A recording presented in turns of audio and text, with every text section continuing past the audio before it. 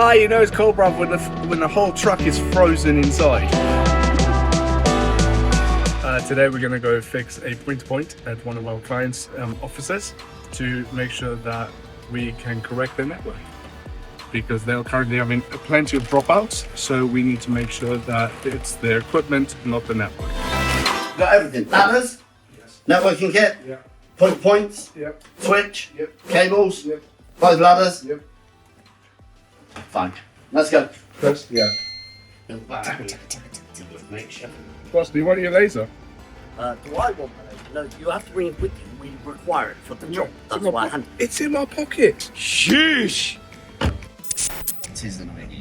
Yes. So it's the old style of hard drives before SATA existed. Yeah. So the connections are different on it. They are pinned connections. Okay. It's just the old standard. It was commonplace. Yeah. As in, it was on everything. You'd even have ID connections on a motherboard, and you would connect the hard drive with a ribbon. Oh wow. Yeah. Okay. That's how they connect really old with school. a ribbon. It's had to replace the IDE.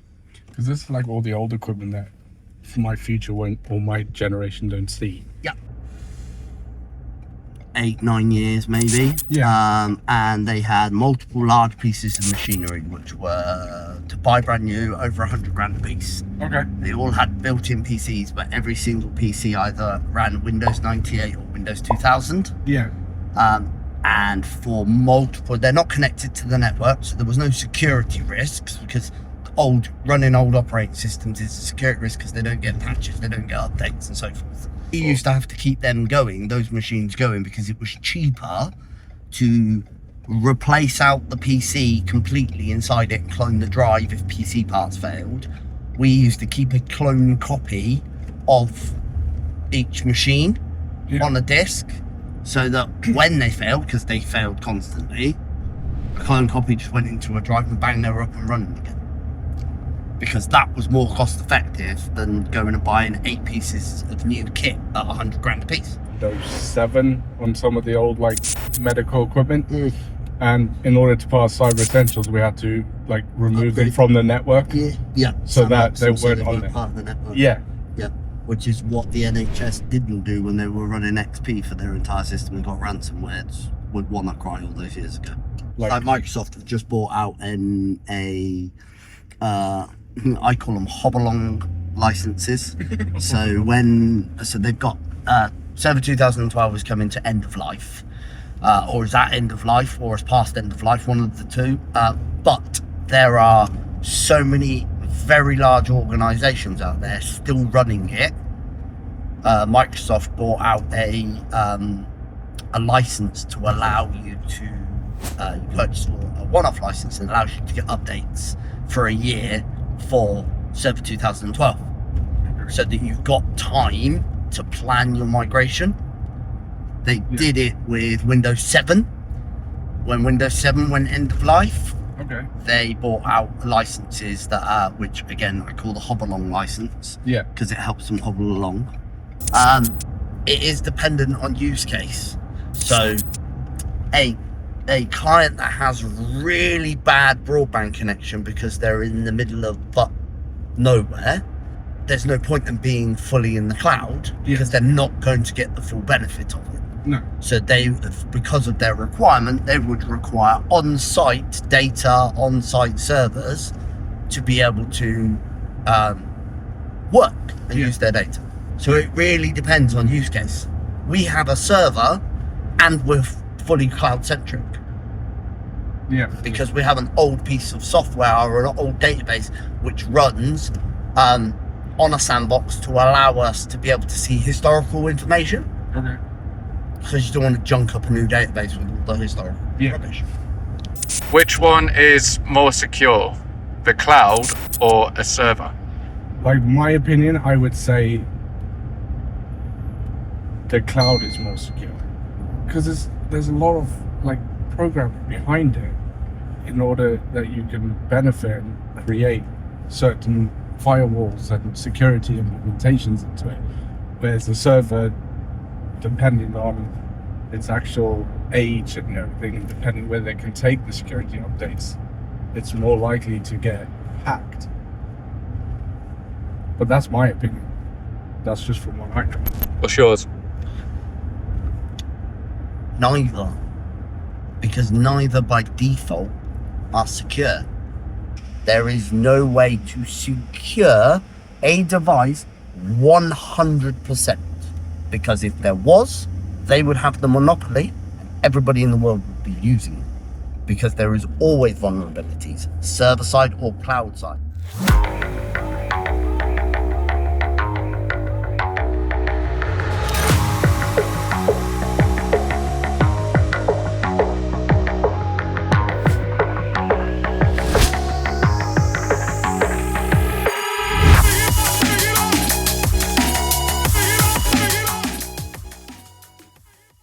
We are installing a point-to-point from that top corner up there to the top corner over there to connect two buildings. We are swapping out an old point-to-point that's in place. You could be doing the other one of these, right, really. I do apologise, the camera guy wanted me to mic up. Oh. I'll blame the camera. Hey, listen, okay? We're on your film set. Two guys, one screwdriver. Hold on.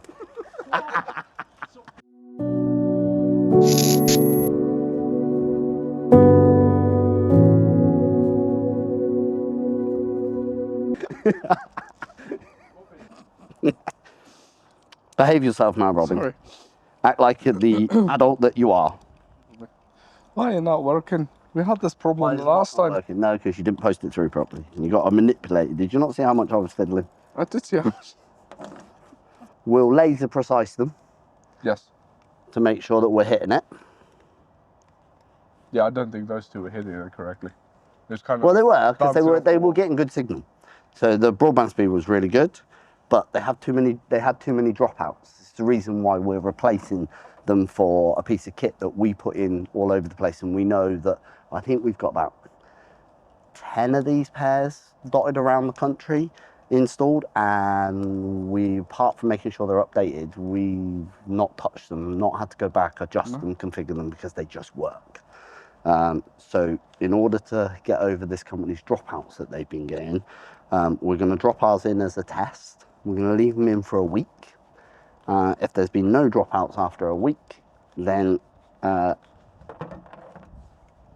they will stay. Quick, Chris, we're reaching new heights.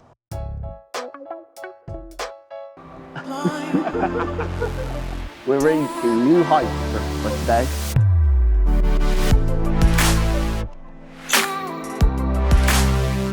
It's beautiful. It's beautiful. Where is the laser? The laser? Yes. Over here, mate. What's the laser in my pocket? I was going to need the laser. What's interesting is like go in your pocket, they come out a week later and they go, please scan us.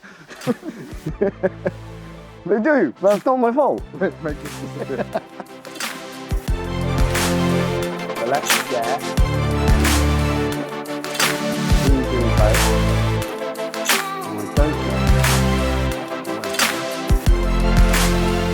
So now that we put it out for the viewers, how do we know that they're connected to each other? So underneath them, under the bottom, there's a little connector, like a signal connector. You can see what the signal is.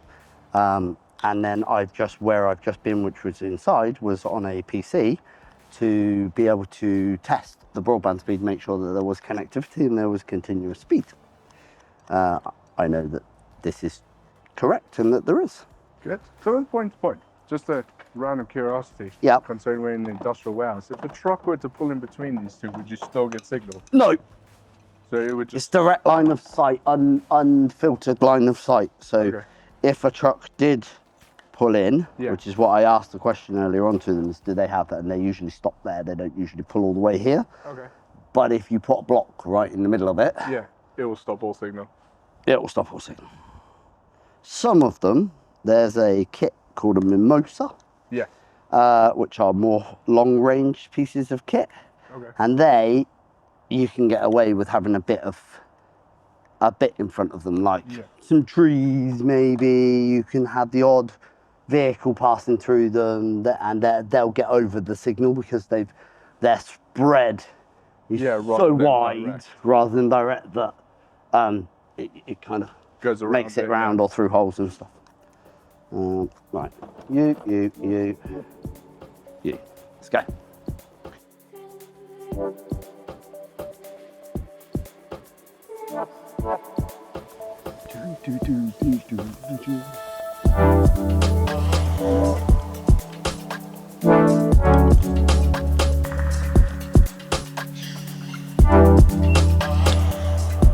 Really annoying, Chris, because I keep whistling.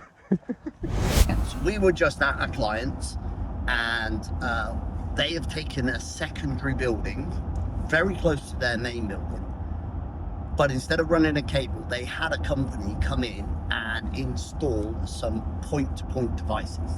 So one on each building, which gives connectivity for the building, so they're all running on the same network. They've been having considerable amounts of dropouts, 4 or 5 dropouts every single day from their wireless devices. And when we check the logs on these devices, it shows that they have a dropout. So because we didn't install these devices and they're not the piece of kit that we would normally recommend, what we've done is we've gone there today, as you would have seen in the video, and installed the point-to-point system that we use.